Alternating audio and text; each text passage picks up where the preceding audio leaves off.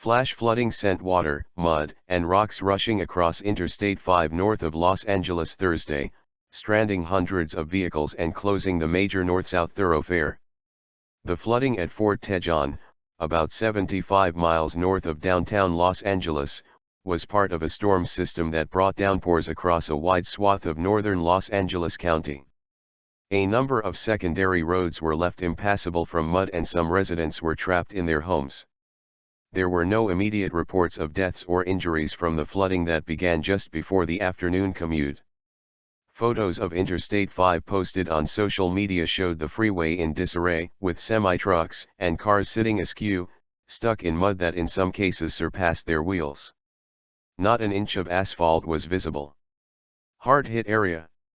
One of the worst-hit areas was Lake Hughes.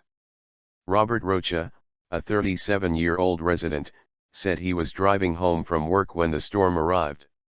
"It was getting pretty hairy out there," he said. "I've never seen it rain that hard in such a short period of time." The hail and wind it was coming down hard, he said. The debris was just intense chunks of wood and rock flowing everywhere. Los Angeles County Fire Department Capt. Keith Morris said the agency rescued 4 people and 2 dogs from atop one car. Many more were able to walk to safety after waiting out the flood on top of their own vehicles, he said. They were able to use their vehicles as a security blanket, to stand on top of and stay higher than the flood water, Morris said. The storm was instigated by a low-pressure system absorbing moisture from the south and sparked severe weather and flash flood warnings across southwestern California. As much as 3.6 centimeters, 1.45 inches, of rain fell in a quick span of time near where the most intense flooding occurred. The system was expected to shift slowly eastward through Friday, National Weather Service meteorologist Joe Sirrod said. Mud-covered Interstate.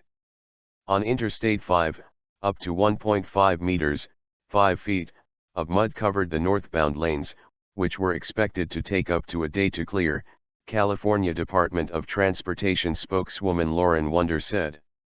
The southbound lanes had less mud and were expected to reopen more quickly. Thousands of cars and trucks were backed up for miles on the inland route that runs the length of California. Back in Lake Hughes, Jennifer Stewart said she had just picked up her 17-year-old daughter from school when the storm hit. "The hail was so bad I thought it was going to crack my windshield," she said. Stewart said she was among about 30 motorists who were left stranded on a local road. "Everyone was calm," she said. "It's kind of like a tailgate party without the party," she said. "Everyone's just quietly sitting in their cars talking among themselves."